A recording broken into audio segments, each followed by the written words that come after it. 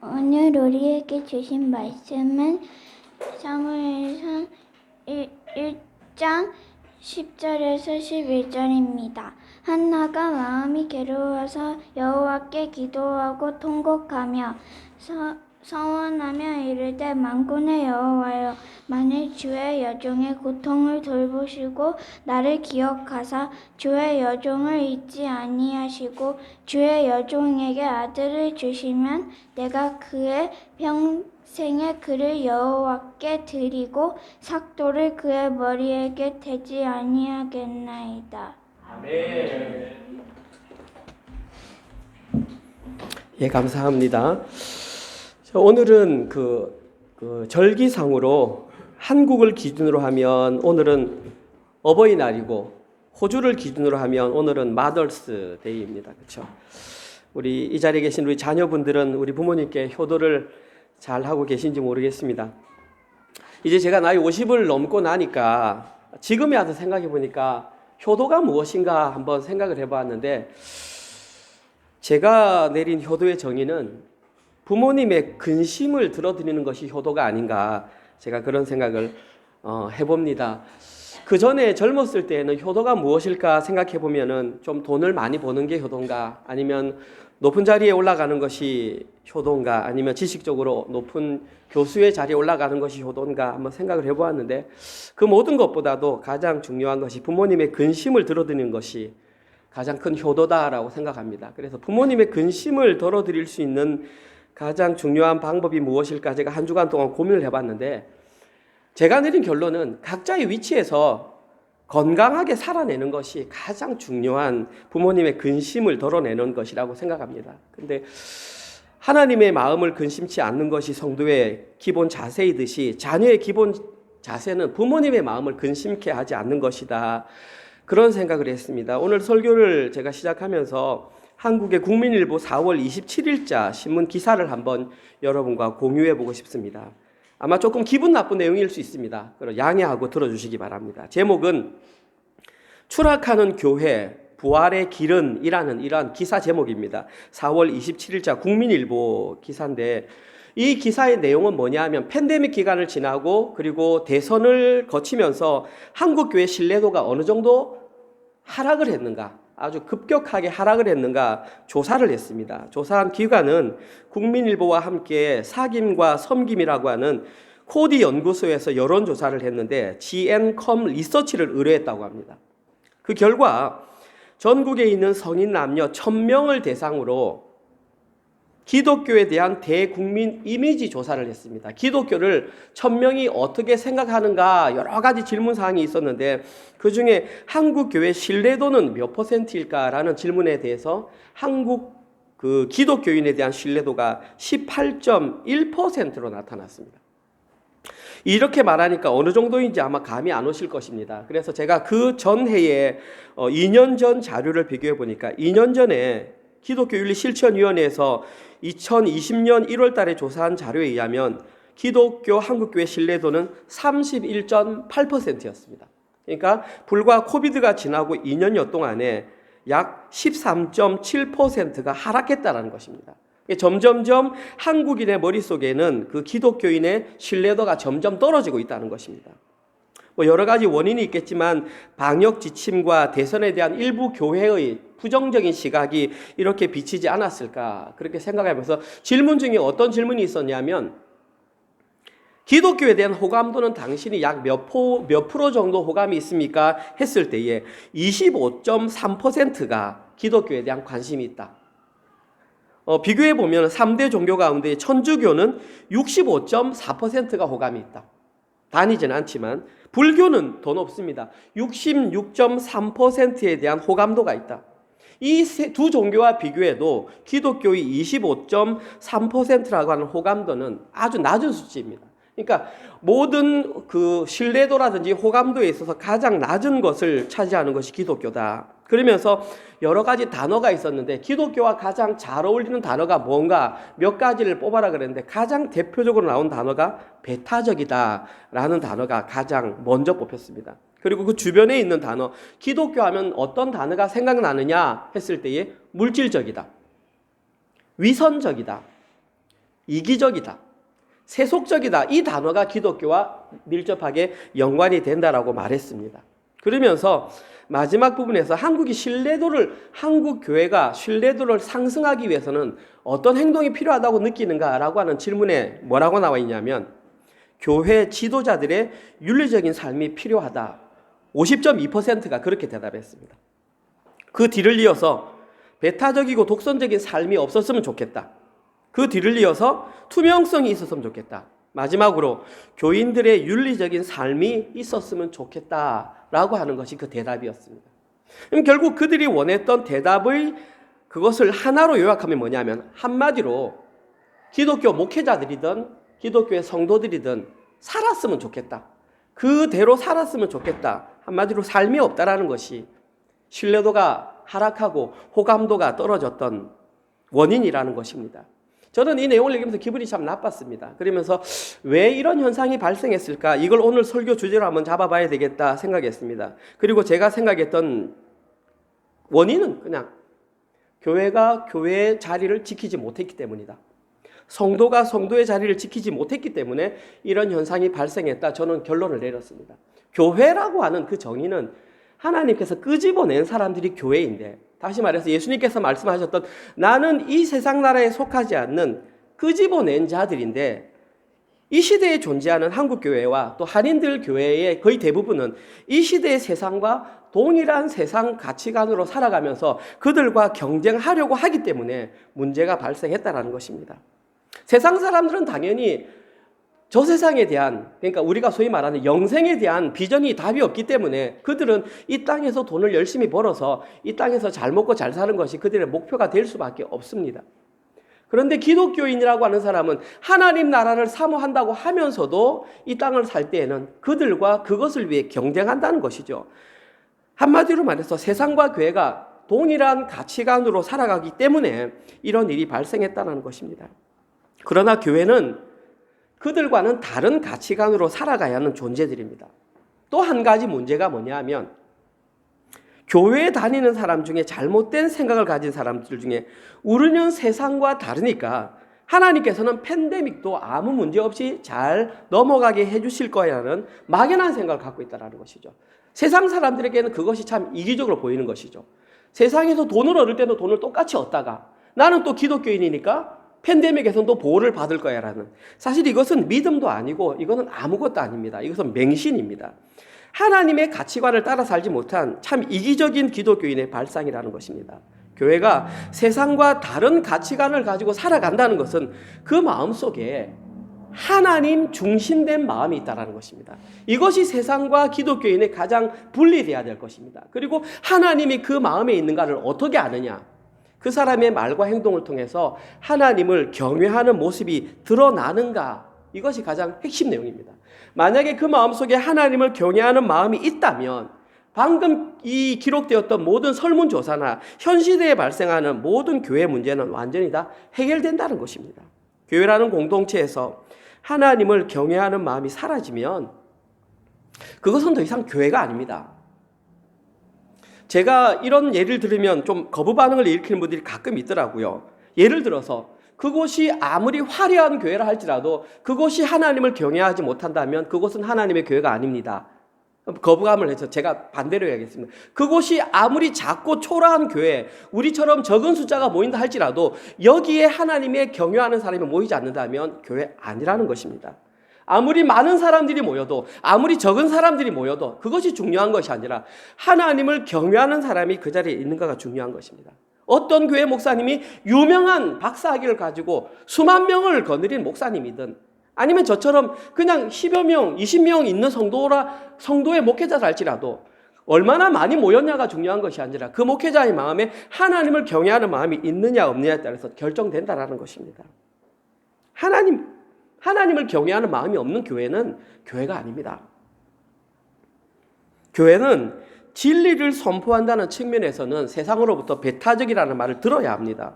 왜 너희들 말만 들어야 하나님 나라에 간다고 말하느냐라고 하는 그런 배타적인 내용은 들을 수 있습니다. 그러나 교회가 물질적이고 위선적이고 이기적이고 세속적인 배타성을 가지고 있다는 말을 듣게 된다면 그곳에는 더 이상 하나님이 함께하지 않는다라는 반증, 하나의 증거밖에 되지 않는다는 사실입니다. 오늘부터 저희들은 사무엘상 말씀을 묵상하게 될 텐데, 사무엘상은 이와 유사한 내용이 정확하게 기록되어 있습니다.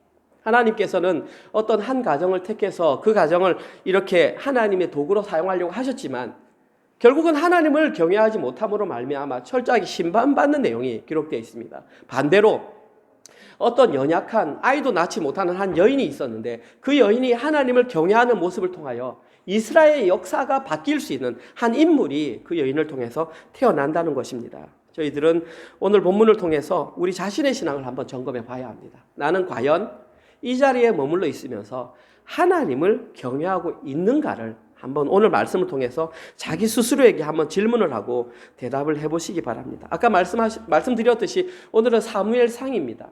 좀 질문 드리겠습니다. 사무엘상에서 사무엘상이든 하든 가장 중요한 인물은 누구일까요?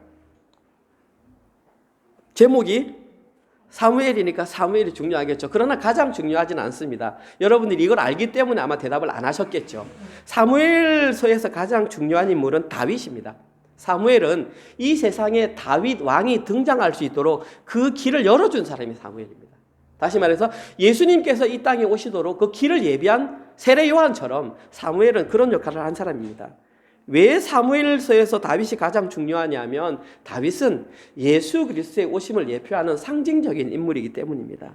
구속사에 있어서 다윗은 빠질 수 없는 사람이었기 때문에 가장 중요한 인물입니다. 그리고 그를 이 세상에 올 수 있도록 왕으로 세운 사람이 바로 사무엘입니다. 오늘 본문에는 사무엘이 어떻게 탄생하는지 그 내용이 나와 있는데 여러 가지 내용이 나옵니다. 오늘은 1절부터 17절까지 다 볼 텐데 제가 윤지복은 2절만 읽었지만 그 17절에는 다양한 인물들이 나옵니다. 찾아보시면 알겠지만 6명의 인물이 나옵니다. 그들의 특징을 살펴보면서 우리가 한번 설교를 해 나가겠습니다. 첫 번째 인물은 엘가나라고 하는 인물입니다. 엘가나에 대한 가장 일반적인 내용은 1장 1절에 나옵니다. 에브라임 산지 라마다임 소빔에 에브라임 사람 엘가나라 하는 사람이 있었으니 그는 여로함의 아들이요 엘리후의 손자요 도후의 증손이요 숲의 현손이었더라. 이 내용을 보면 우리 두 가지를 알 수 있습니다. 첫 번째, 이 사람이 어디 사람이라고 나와 있습니까? 1절 위에 보니까 라마다임 소빔에 에브라임 사람이라고 나와 있지 않습니까? 자, 그러면 에브라임이 누구일까요? 우리 청소년부 한번 대답해 볼까요? 이제 유초동부가 절로 갔으니까. 에브라임이 누구죠? 선우 한번 대답해 볼까? 모르겠습니까? 예, 괜찮습니다. 에브라임은 요셉의 아들입니다. 요셉은 아들이 2명 있었습니다. 큰 아들이 므낫세였고 작은 아들이 에브라임이었습니다. 그런데 12지파에 들어갈 때에는 에브라임 지파도 들어갑니다. 그래서 12지파에 에브라임까지 다 들어가는데 그 한 지파 사람이 에브라임 사람입니다. 그러면 이 글만 보면 에브라임 산지 라마다임 소빔에 에브라임 사람 엘가나 하니까 마치 이 사람이 어디 사람처럼 보입니까? 에브라임 사람처럼 보이지 않습니까? 그런데 그 밑에 나오는 사람을 보면 그는 여로함의 아들이요 엘리후의 손자요 도후의 증손이요 숲의 현손이었더라. 그럼 이 사람들이 어느 지파인지를 살펴보면 엘가나가 어느 지파 사람인지를 알 수 있지 않습니까? 이들이 나와 있는 것이 역대상 6장 33절에서 35절입니다. 한번 잘 보십시오. 직무를 행하는 자와 그의 아들들은 이러하니 그핫 자손 중에, 그핫이 중요합니다. 그핫 자손 중에 헤만은 찬송하는 자요. 다윗 시대에 하나님을 찬송했던 사람의 대장이 바로 헤만이었습니다. 그 헤만, 그는 요엘의 아들이요 요엘은 사무엘의 아들이요. 그러니까 헤만은 결국 사무엘의 누구란 얘기죠? 손자라는 얘기죠. 그렇죠? 계속 사무엘은 엘가나, 오늘 나왔습니다. 엘가나의 아들이요 엘가나의 아버지는 여로함이요. 여기까지 똑같습니다. 그 다음에 여로함은 엘리엘이라고 나와 있는데 오늘 본문에는 엘리후라고 나와 있습니다. 아들이요 엘리엘은 도아를 낳았는데 오늘 본문에는 도후의 아들이요 이렇게 나와 있습니다. 도아는 숲의 아들이요 오늘 본문에는 여기까지 나와 있습니다. 자, 그러니까 결국 이 사람들은 사무엘 지파 엘가나는 전부 다 누구의 자손이냐 하면 레위 지파라는 것입니다. 이 모든 사람들은 다 레위 지파의 이름입니다. 그 근거가 뭐냐 하면 그핫 자손이라는 것이 답이죠. 그핫이라고 하는 것은 우리가 소위 말하는 고핫 자손입니다. 고핫 자손은 레위의 세 아들 중에 한 사람이 고핫입니다. 이 우리가 성경을 많이 읽어야 되는 게 바로 이 때문에 레위의 세 아들 첫째 아들이 첫째인지 모르겠습니다. 일단 게르손, 그 다음에 무라리, 고핫 이 세 명이 아들입니다. 그리고 그 고핫이 오늘 본문에는 그핫이라고 되어 있었고 그핫의 아들 중에는 아므람이라는 사람이 있습니다. 아므람 하면 누가 떠오릅니까? 진짜 우리 성경 많이 읽어야 됩니다. 아므람 하면 누가 떠오르냐면 모세와 아론이 떠올라야 됩니다. 모세와 아론의 아버지가 아므람입니다. 그리고 그 형제가 이스라엘이고 이스라엘의 가족에서 엘가나가 태어났습니다. 결국은 지금 오늘 본문에 등장하는 이 엘가나는 누구와 같은 족속이었냐면 모세와 아론의 같은 족속이었습니다. 그래서 나중에 뒤에 보면 사무엘이 사울이 막 이렇게 제사 드리려고 할 때에 와가지고 제사 드릴 수 있었던 게 그의 족속이 레위 지파였기 때문에 그는 그렇게 제사장의 가문이었기 때문에 제사를 드릴 수가 있었습니다. 여기서 한 가지 우리가 봐야 될 것은 그가 살았던 지역 이름이 라마다임 소빔입니다. 이 라마다임 소빔이라는 단어가 사실 어렵긴 한데 시간이 가지만 제가 간략하게 설명하겠습니다. 성경에는 이 이름에 대해서 여러 가지 해석이 있습니다. 첫 번째 해석은 뭐냐면 이게 한 지역이다. 라마다임 소빔이 한 지역이다. 이렇게 주장하는 성경은 킹 제임스 버전이 이렇게 해석을 합니다. 그래서 한 단어, 그 지역이다. 그런데 그 외에 나머지 모든 번역들은 두 단어라고 봅니다. 라마다임이라는 것은 지역이고 소빔은 족속을 말한다. 제가 주로 읽는 NIV 성경에도 혹시 영어 NIV 성경 가진 사람 보면 영어 버전에 보면 라마다임 따로 있고 소핌이라고 조핌이라고 따로 돼 있습니다. 그게 무슨 말이냐면 라마다임은 두 개의 라마라고 하는 지역이고 이 조핌이라고 하는 것은 아까 오늘 본문에 나와 있던 숲이라는 그 사람을 가리킨다. 그래서 숲이라는 지파가 살았던 하나의 지역 이름 그렇게 나와서 두 단어로 보기로 합니다. 뭐 중요한 건 아니고요.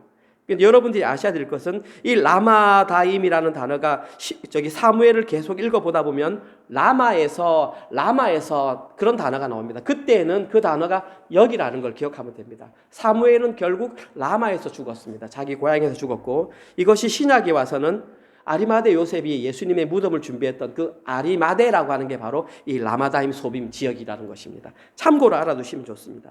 오늘 보면 3절과 5절과 8절에 보면 엘가나가 어떤 사람이었는지에 대해서 나옵니다. 제가 한번 3절과 5절과 8절을 천천히 읽어보겠습니다. 이 사람이 엘가나가 매년 자기 성읍에서 나와서 실로에 올라가서 만군의 여호와께 예배하며 제사를 드렸는데 한나에게는 갑절을 주니 이는 그를 사랑함이라. 그의 남편 엘가나가 그에게 이르되 한나여 어찌하여 울며 어찌하여 먹지 아니하며 어찌하여 그대의 마음이 슬프냐 내가 그대에게 10아들보다 낫지 아니하냐 하니라. 제가 간략하게 읽었습니다. 이 세 구절을 통해서 우리는 엘가나가 어떤 사람이었는지를 간략하게 살펴볼 수 있습니다. 첫 번째, 엘가나는 매 절기마다 성소에 올라가서 실로에 가서 예배를 드렸던 신앙심이 아주 투철한 사람이었음을 우리는 알 수 있습니다. 이 당시의 시대적인 배경이 언제냐면 사사시대였습니다. 사사시대에는 공통적으로 자기가 왕인 시대이기 때문에 실로에 올라가서 예배드리는 사람이 많지 않았습니다. 그런데 이 엘가나는 시간을 맞추어서 절기 때마다 올라갔던 신앙이 아주 투철한 사람이었습니다. 두 번째, 임신하지 못하는 한나를 통해서 제물에 갑절을 드렸다고 했습니다. 한글로 갑절 보면 두 배가 생각나죠. 원어로 보면 이렇게 되어 있습니다. 가장 최고의 것, 가장 소중한 것. 어떤 뜻도 두 배를 주었다 그래도 상관없고요.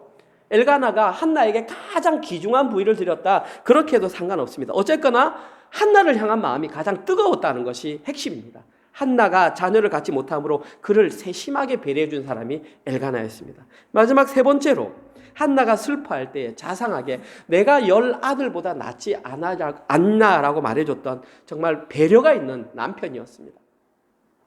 그런데 오늘 본문을 통해서 우리가 놓치지 말아야 할 한 가지 사항은 지금 한나가 이 괴로워하는 이 모든 원인의 제공자가 바로 엘가나였다는 사실입니다. 하나님께서는 천지를 창조하시고 아담과 하와 일부 일처제를 허락하셨습니다. 그것이 성경적인 원리입니다.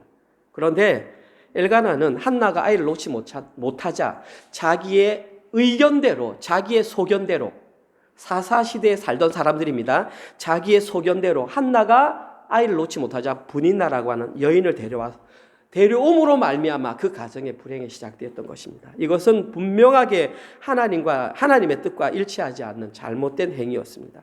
하나님께서는 엘가나를 통하여 한나가 임신을 해서 사무엘을 낳을 때까지 기다리길 원했습니다. 마치 아브라함이 사레를 통해서 이삭을 낳기를 기다렸듯이, 그러나 사레에 의해서 하갈이라는 이집트 여인을 데리고 오므로 말미암아 이스마엘이라는 아이가 태어났던 잘못을 행했던 것처럼 그 잘못을 지금 오늘 본문에서 엘가나가 행하고 말았습니다. 하나님을 향한 기다림이 부족했습니다. 이유는 자기 스스로의 판단에 의해, 이것이 바로 그 시대의 세상 사람들이 살던 삶의 방식이었습니다. 엘가나는 표면적으로는 해마다 절기에 올라가서 모든 절기를 다 참석했고, 겉으로 볼 때는 젠틀해서 아내를 배려하는 마음도 강했고 여러 가지 했지만 그 마음속에는 이중적인 마음, 그것을 다른 말로 자기의라는 것이죠. 그것이 가득해서 결국은 하나님께서 원하시는 올바른 방향으로 신앙의 삶을 보여주지 못했습니다. 제가 그냥 설교를 준비하면서 생각해 보았습니다. 만약에 엘가나가 이 시대에 태어났다면 어떤 사람이었을까? 이건 제 생각입니다. 성경에는 없는 내용. 아마 그는 표면적으로 친절하고 아주 자상했기 때문에 모태신앙으로 태어났던, 평생을 성실하게 교회 안에서 생활했던, 믿음이 좋다고 평가받는 중직자였을 것으로 보입니다. 그는 교회의 중직자가 되어서 교회의 모든 핵심 업무를 담당했을 것입니다.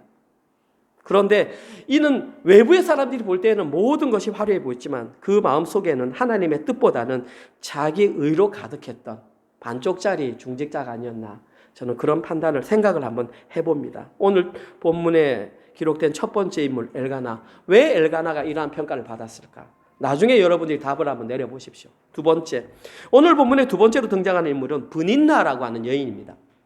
브닌나에 관한 내용은 2절, 4절, 6절에 나와 있습니다.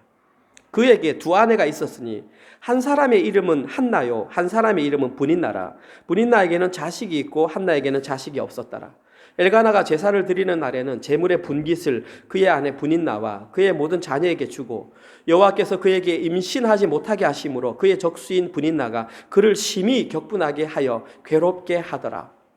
브닌나에 관한 첫 번째 내용은 그녀에게는 자녀가 있었다는 뜻입니다. 한글 성경은 자녀 되어 있으니까 몇 명인지 모르겠지만 원어를 보면 복수로 되어 있습니다. 그러면 최소한 브닌나에게는 여러 명의 자녀가 있었다는 것을 우리는 확실하게 알 수 있습니다. 그리고 두 번째 내용은 엘가나가 제사를 드리러 올라갈 때에 브닌나가 두 번째 부인이라고 해서 차별하지 않았다는 걸 알 수 있습니다. 브닌나는 두 번째 부인임에도 불구하고 자기가 누려야 될 모든 권리를 다 받아 누렸음을 알 수 있습니다. 여러분이 아시겠지만 우리가 자랐던 그 이전 시대, 조선 시대에도 한 가정에 부인이 두 명이 있으면 정실 부인이 가장 큰 힘이 있습니다. 두 번째, 세 번째 부인이 있다 할지라도 두 번째, 세 번째 부인은 첫째 부인에 비해서 차별받을 수밖에 없습니다. 그런데 오늘 본문에서 브닌나는 그러한 차별을 받았다는 근거가 별로 없어 보입니다. 그래서 브닌나는 그 질서상 한나에게 순종해야 되는 여인이었습니다. 그런데 오늘 본문 마지막 구절에 보면은 오히려 브닌나가 한나가 자녀를 낳지 못한다는 이유로 그 집안에서 괴롭힐 뿐만 아니라 제사를 드리는 자리에 올라가서도 한나를 괴롭히고 못 살게 굴었다라고 그렇게 말했습니다. 지금 브닌나가 어디 있는지를 여러분들은 주목해 봐야 합니다. 브닌나는 엘가나의 집에 살면서 실로에 제사를 드리러 갔던 인물입니다. 저 예수 안 믿는 이방 사람이 아니라 믿음 좋은 엘가나의 집에서 같이 살고 있는 예수 믿는 사람이라는 것입니다. 그런데 그 사람의 모습을 보십시오. 같은 집에 사는 한나에 대해서 어떤 행동을 하는지. 하나님의 백성, 이스라엘 백성이라고 하기에는 너무나 부족한 모습을 지금 브닌나가, 인간적인 모습입니다. 자기에게 입에 좋은 것은 먹고 입에 쓴 것은 뱉어버리는 그냥 세속적인 사람입니다. 또 마찬가지로 이 시대의 성도로 말한다면 어린 시절부터 교회는 다녔지만 말씀에는 전혀 관심이 없고 오직 다른 사람들이 뭐 하는가 그 일에만 관심을 갖는 사람입니다. 무늬만 성도입니다. 그래서 다른 사람들이 뭐 잘못하나 그것만 딱 허물을 발견해가지고 옮기는 사람이 바로 이런 부류가 아닐까. 이런 사람들은 심지어 누가 모임에 있을 때 나 이런 기도 제목이 있어요 그러면 그 기도 제목조차도 가서 누가 그랬대라고 말하는 사람들이 바로 이런 사람들이 아닐까. 왜 브닌나는 이런 신앙을 가질 수밖에 없었는가. 나중에 답을 한번 내려봅시다. 오늘 본문에 세 번째 등장하는 인물은 세 사람입니다. 엘리와 그의 두 아들 홈니와 비느하스입니다. 이들은 이 당시에 이스라엘의 대제사장과 제사장이었습니다. 먼저 오늘 본문에는 엘리에 관한 내용만 나와 있기 때문에 제가 그걸 먼저 읽어보겠습니다. 3절, 9절, 12절에서 14절, 17절 좀 길긴 하지만 제가 천천히 읽어봅니다. 엘리의 두 아들 홈니와 비느하스가 여호와의 제사장으로 거기에 있었더라. 그들이 실로에서 먹고 마신 후에 한나가 일어나니 그때의 제사장 엘리는 여호와의 전 문설주 곁 의자에 앉아 있었더라. 그가 여호와 앞에, 그는 한나입니다. 여호와 앞에 오래 기도하는 동안에 엘리가 그의 입을 주목한즉 한나가 속으로 말하며 입술만 움직이고 음성은 들리지 아니하므로 엘리는 그가 취한 줄을 생각한지라. 엘리가 그에게 이르되 네가 언제까지 취하여 있겠느냐? 네 포도주를 끊으라 하니 그 다음 절 엘리가 대답하여 이르되 평안히 가라. 이스라엘의 하나님이 네가 기도하여 구한 것을 허락하시기를 원하노라 하니. 여기에 기록된 내용을 그냥 종합해서 엘리를 평가해 본다면 엘리는 그 당시에 가장 종교적으로 권위가 높았던 사람으로 알 수 있습니다. 왜냐하면 문설주 곁 의자에 앉아서 제사를 드리는 사람들을 다 살펴보고 있었기 때문에 그 당시 회막의 총책임자로서 종교 최고의 권위자였음을 알 수 있습니다. 그러면 최고의 권위자 같으면 영적으로도 최고의 권위자여야 하는데 오늘 12절 이하에 기록된 내용을 보면 그는 영적으로 많이 묻어 있음을 알 수 있습니다. 한나가 너무 괴로워서 아무 말도 못하고 이렇게 하고 있는데 그 모습을 보고 중얼중얼 거리니 그 최고의 권위자가 하는 말이 술 그만 먹고 술 먹고 성전에 오지 말라고 그렇게 얘기를 했던 사람이 바로 이 사람입니다. 술 끊으라. 물론 제사장이라고 해서 모든 걸 다 할 수는 없습니다. 그러나 엘리는 영적으로 가장 깨어 있어야 할 가장 중요한 위치에 있는 사람이었습니다. 그러면 보다 신중하게 판단하고 보다 신중하게 말을 했어야 합니다. 그만큼 최고의 권위자 자리는 어려운 자리입니다. 리더가 된다는 것은 그만큼 책임이 막중하다는 것입니다. 영적으로 충분히 성숙하지 못했음을 알 수 있습니다. 그런데 진짜 재밌는 게 17절입니다. 오늘 보면 17절에 보면 영적으로 그렇게 성숙하지 못했음에도 불구하고 한나가 기도하는 모습을 보고 다시 깨닫게 되어서 한나에게 뭐라고 하냐면 축복해주며 평안히 가라라고 그렇게 축복을 해줬습니다. 그 얘기를 듣고 한나는 마음에 근심이 없이 18절에 보면 집으로 돌아갔다고 했습니다. 그런데 집으로 돌아가서 한나는 사무엘을 임신하게 되었습니다. 결과적으로 17절에서 엘리가 말했던 대로 결과물을 얻게 되었다는 것입니다. 이게 바로 중요한 내용입니다. 여기서 여러분들이 중요한 핵심 내용을 발견해야 합니다. 마찬가지로 예를 든다면 엘리는 이 시대의 목회자라고 할 수 있습니다. 그런데 목회자 중에 그냥 목회자가 아니라 세계적으로 가장 큰 교회 아니면 한국에서 가장 큰 교회 목회자를 상징한다고 말할 수 있습니다. 그런데 그런 목회자들도 충분히 영적으로 어두울 수가 있습니다. 그런데 영적으로 어두웠던 그 목회자가 축복을 했는데 그 축복이 달랑 실현이 돼버렸네요. 그러니까 점점 착각을 하게 되는 겁니다. 내가 영적으로 묻어뒀음에도 결과가 좋으니까 내 믿음이, 내 영역이 살아있다라고 착각할 수 있다라는 말입니다. 여기에 속으시면 안 됩니다. 목회자 자신도 속으면 안 되지만 성도들도 여기에 속으시면 안 됩니다. 영적으로 어두움에도 불구하고 결과물이 좋다고 해서 그것이 하나님의 뜻이라고 착각하면 안 된다는 사실입니다. 이렇게 착각하면 어떤 현상이 발생하면 그 이후에 발생하는 모든 일에 대해서 정당화를 합니다. 내가 하나라는 잘못을 했는데 결과가 좋았어. 그럼 두 번째는 두 개의 잘못을 해도 결과가 좋을 것이라고 착각을 하게 된다는 사실입니다. 이 상황이 깊어지면 이제는 자신이 잘못을 해도 무감각해져서 무엇을 잘못했는지 자기의 잘못을 지적하는 사람이 하나님을 대적한다고 그렇게 말을 하게 되는 것입니다. 이제는 치료할 방법이 없을 지경까지 마음이 굳어지는 이 지경까지 이르게 되는 것입니다. 여러분 명심하십시오. 신앙은 결과보다도 과정이 중요합니다. 왜냐하면 성경에 보면 사탄도 결과를 원하는 대로 줄 수 있다고 여러 구절에서 정확하게 기술하고 있기 때문에 결과가 좋았기 때문에 그것이 좋았을 거라고 생각하시면 안 된다는 사실입니다. 하나님께서 그 과정을 보시고 그들의 마음을 보신다는 것입니다. 계속해서 홈리와 비느하스를 살펴보겠습니다. 홈리와 비느하스에 대한 내용은 오늘 본문이 아니라 사무엘상 2장 9절이지만 오늘 설교를 하겠습니다. 사무엘상 2장 12절, 17절, 22절 내용입니다. 제가 미리 말씀드립니다. 우리 어르신들은 괜찮지만 우리 청소년들, 청년들 놀라지 마십시오. 지금 여기에는 놀라운 내용이 기록되어 있습니다. 첫 번째, 12절. 엘리의 아들들은 행실이 나빠 여호와를 알지 못하더라. 이 소년들의 죄가 여호와 앞에 심히 크면 그들이 여호와의 제사를 멸시함이더라.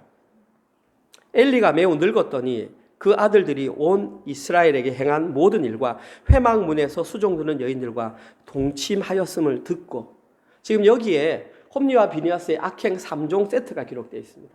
첫 번째 악행이 뭐였습니까? 여호와를 알지 못했더라. 이들의 직업이 뭐라고 그랬습니까? 제사장. 그냥 지금으로 말하면 목사입니다. 목사나 전도사입니다. 목사나 전도사가 강단에 서서 설교를 합니다. 그런데 그 설교자들이 예수를 믿지 않는다는 사실입니다. 충격적이지 않습니까? 여러분 놀라지 않습니까? 저는 설교를 준비하면서 너무나 놀라고 너무나 두렵고 막 떨리고, 와, 이런 일이 있구나, 이런 일이 있을 수 있구나 했는데 너무 덤덤하시네. 와, 정말 대단하십니다. 두 번째는 뭐냐면 이들이 하나님의 제사를 멸시했답니다. 제사를 드렸어요. 그런데 그 제사를 멸시했어요. 이들에게 있어서 제사는 더 이상 하나님을 예배하는 것이 아니라 그 제사를 드리면 거기에서 내 몫이 나와요. 화목제를 드리면 양의 앞다리와 그 뒷다리가 내 몫이 되기 때문에 많이 올수록 내 곡식이 늘어나니까 이들은 웰컴 얼마든지 제사 드리러 와라. 올 때마다 내 것은 풍성해지니까 하나님을 높이는 것이 아니라 자신의 배를 채우는 수단으로 전락하고 말았습니다. 이 시대의 목회자들이 목사는 성직이 아니라 세속적인 직업으로 변하고 말았습니다. 쉽게 말씀드릴까요? 먹고 살기 위해서 목사한다라는 겁니다.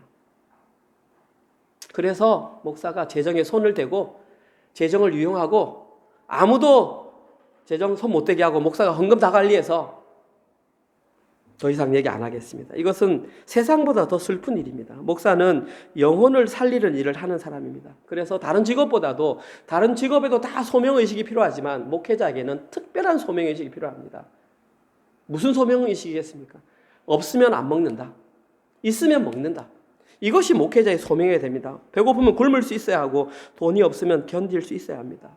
그래서 이 시대에 그러한 소명이 있는 자가 없기 때문에 젊은이들 중에 신학을 하려고 하는 사람이 많이 없는 것입니다. 잘된 겁니다. 오히려 자신이 없으면 안 해야죠. 그런데 그 길을 갔을 때는 당연히 이 길을 가야죠. 그런데 주객이 전도되어서 이제는 돈을 벌기 위해 목사가 되는 시대가 되었습니다. 세 번째는 더 충격적이죠. 회막문에서 수종드는 여인들과 동침을 했다는, 이것이 의미하는 것은 도덕성의 마비입니다. 이제는 죄를 지어도 여기서 그럴싸한 말을 하고 내려가서 죄를 지어도 무감각하다는 겁니다. 왜? 내 직업이 이거니까. 당신들 직업 가서 거짓말 안 쳐? 당신들 사기 안 쳐? 거짓말 하지 않아? 나도 여기서 내 할 말 다 알고 내려가서 하고 싶어서 산다는 겁니다. 완전히 도덕성이 마비된 것입니다.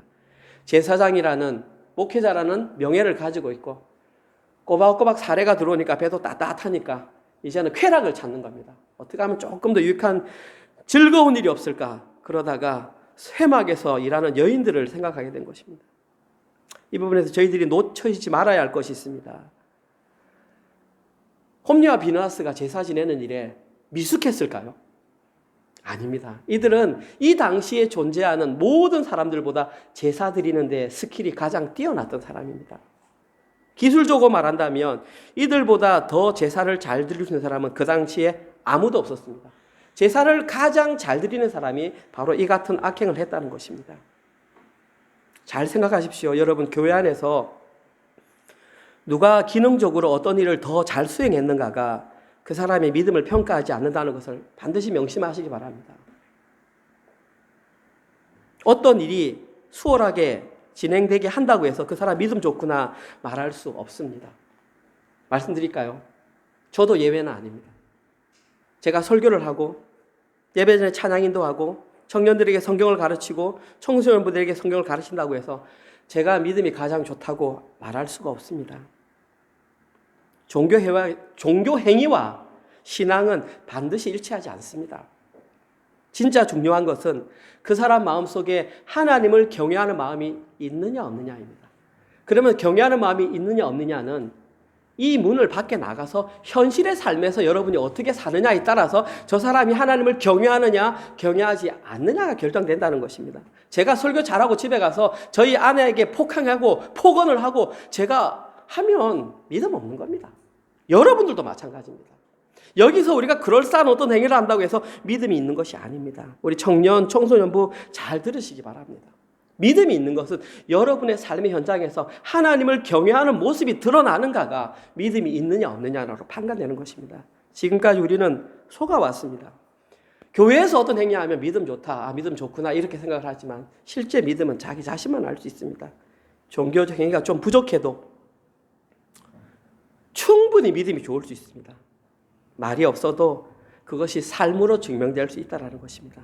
오늘 본문에 등장하는 인물들로 만약에 예를 든다면 앞에 소개시켜드렸던 이 5명은 프로 종교인들입니다. 그러니까 프로페셔널 교인들이라는 말입니다. 그런데 공통적으로 그들의 마음속에는 하나님을 경외하는 마음이 없었습니다. 이것이 가장 큰 문제이고 오늘 제가 설교 서두에서 말씀드렸던 한국교회 신뢰도가 타락한 가장 큰 이유가 바로 하나님을 경외하는 마음이 없기 때문에 그런 것입니다. 교회 다니는 성도는 많아도 그 가운데 하나님을 경외하는 사람이 적기 때문에 당연히 신뢰도는 떨어질 수밖에 없습니다. 그래서 이 문제만 해결되면 하나님을 경외하는 문제만 해결되면 한국의 신뢰도는 당연히 올라간다고 생각합니다. 그러면 하나님을 경외하는 자의 모습은 어떠할지 한번 한나의 기도 내용을 통해서 그 해답을 찾아보겠습니다. 오늘 윤지가 읽었던 10절과 11절 제가 다시 읽겠습니다.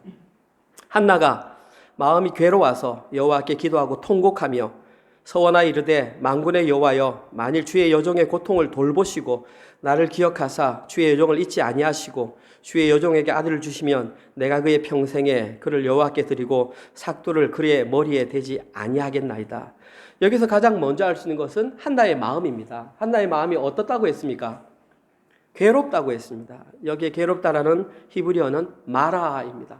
이제 마라 아시죠? 룻기 우리 했잖아요. 룻기에서 나오미는 나의 기쁨인데 빈손으로 베들레헴에 들어가니까 나를 나오미라 하지 말고 마라라 하라. 여기 말하잖아요. 쓰다. 지금 그 마음이 쓰고 괴롭다라는 것을 이렇게 기록했습니다. 마음이 쓰고 괴로웠기 때문에 이 괴로웠던 표면적인 이유는 분인나가 괴롭혔기 때문이겠죠. 그러나 저희들이 이해해야 되는 것은 한나는 저는 영적으로 그 시대의 교회의 아픔을 안고 기도했다라고 저는 생각을 합니다. 그것이 교회입니다. 자, 오늘 제가 초창기에 한국교회 위상을 말씀드렸습니다. 그러면 우리가 듣고 우리끼리 아이고 그럴 줄 알았어. 우리 교회는 안 그래.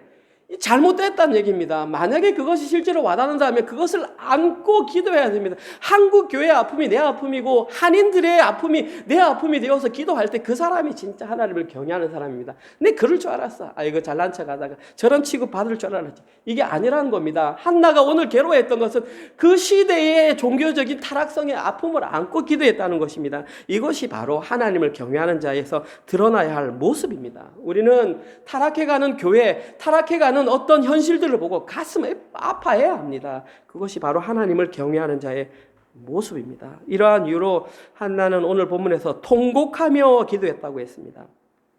저희들이 주목해 봐야 한다는 통곡하다입니다. 한글로는 통곡 이렇게 한 단어로 되어 있는데 히브리어로 보면 2단어 되어 있습니다. 근데 이 2단어가 비슷한 단어가 그 형태만 바꾸어서 기록되어 있습니다. 그 단어의 뜻은 울다 이런 뜻입니다. 그래서 통곡하다 이 단어를 한국말로 제가 쉽게 번역하면 한나는 울고 울었다. 다른 말로 정말로 울었다. 그냥 우는 신용을 한 게 아니라 진짜 그 민족의 가슴을 안고 울고 울었던 사람이 바로 통곡하며 울었던 바로 한나의 모습입니다. 이 한나의 모습 11절에 뭐라고 나오냐면 이 두 가지 모습이 하나님을 경외하는 자의 모습입니다. 첫 번째 보면 한나는 자기 스스로의 정체성을 알았습니다. 11절에서 뭐라고 불렀습니까? 주의 여종이라고 그랬습니다. 몇 번 불렀습니까? 3번 불렀습니다. 히브리어로 3은 완전수입니다. 나 자신을 주의 여종, 주의 여종, 주의 여종이라 해서 나는 확실한 주의 여종이 나는 그 주인이 될 수 없다. 나는 하나님이 없으면 살아갈 수 없는 절대 하나님 의존적인 그런 존재일 수밖에 없다라는 그것을 강조하기 위해서 주의 여종, 주의 여종, 주의 여종 그렇게 했습니다. 두 번째는 하나님을 경외하는 사람은 하나님이 누구인 줄 압니다. 오늘 본문에 보면 고통을 돌보시고 두 번째 보면은 기억하사 잊지 아니하시고 동일한 내용을 하나님께 3번 똑같이 반복했다는 것은 그 자기의 기도를 들어주는 대상자가 누군지를 명확하게 알았다는 것입니다. 이것이 하나님을 경외하는 자에게 나타나는 특징입니다. 첫 번째, 자기 자신이 누구인 줄 안다. 두 번째, 하나님이 누구인 줄 안다. 그러면 다 끝난 겁니다. 이제 현실로 돌아와서 우리가 하나님을 경외하느냐 안 하느냐 차이점은 내가 누구인지를 아느냐. 두 번째, 하나님이 어떤 분이신 줄 아느냐. 그것을 깨닫고 가는 것이 하나님을 경외하는 자의 모습입니다. 이런 고백을 하는 사람은 더 이상 종교인이 될 수가 없습니다. 그런 사람들이 바로 참된 교회가 되는 것입니다. 교회는 이러한 참된 하나님을 경외하는 자들이 고백하는 자들이 모인 곳입니다. 우리 교회가 그런 교회가 되고 싶습니까? 예, 되고 싶습니다. 자, 그러면 그런 사람들을 많이 데려오면 되겠죠? 아닙니다. 방법은 우리가 그런 사람이 되어야 합니다. 우리가 그런 사람이 되면 사람들이 더 와도 좋고 더 안 와도 좋습니다. 왜 자꾸 사람 많은 거 자꾸 신경 쓰십니까? 내가 하나님을 경외하는 사람인지 아닌지에 신경 쓰십시오. 어떻게 하면 내가 여호와를 경외하는 자가 되어서 올바른 신앙생활을 할 수 있는가에 집중하십시오. 그것이 우리가 살아가야 할 신앙생활입니다. 이제 은혜로 교회는 그런 교회가 되어야 합니다. 하나님을 경외하는 자들이 모인 교회, 바로 나 자신이 그런 자가 되면 됩니다. 결론입니다. 어떻게 하면 하나님을 경외하는 자가 될 수 있을까요? 결론 나왔잖아요. 말씀을 봐야죠. 왜 제가 자꾸 성경 일동 구속사주를 하겠습니까? 성경을 봐야 답이 있어요. 성경을 봐야 하나님이 누구인지를 알 수 있고 성경을 봐야 내가 누구인지 알 수 있어요. 밖으로 나가면 전부 다 자기가 잘났다고 하니까 자기밖에 안 보이는데 성경을 보면 하나님이 위대하신 분이고 나가 하나님의 종이다라는 것이 나오니까 성경을 보라는 겁니다. 그리고 매일 아침마다 묵상에 참여하라는 겁니다. 그리고 하루를 살다가 저녁에 돌아와서 하나님 제가 또 이렇게 못 살았군요. 기도하며 나아가는 것이 우리의 모습 아니겠습니까? 그래서 기도하자는 거죠. 그렇게 되면 우리 은혜로 교회가 하나님을 경외하는 자들이 모인 교회가 될 것이고 우리 교회는 하나님이 원하시는 교회가 되고 우리 교회를 통하여 이것이 퍼져나가면 시드니에 하나님을 경외하는 자들이 교회가 많아질 것이고 그 소문이 한국까지 된다면 한국의 신뢰도 또한 높아지지 않겠습니까? 해결 방법은 단 하나밖에 없습니다. 하나님을 경외하는 것이 무엇인지를 아는 것. 단 하나 주의하실 건 머리만 아는 것은 중요하지 않습니다. 알면 내가 주의 종이다 그러면은 그 종의 자세, 종의 기본 자세는 순종입니다. 그것이 이제 우리 삶에 드러나면 그 교회는 하나님이 원하는 교회가 되는 것입니다.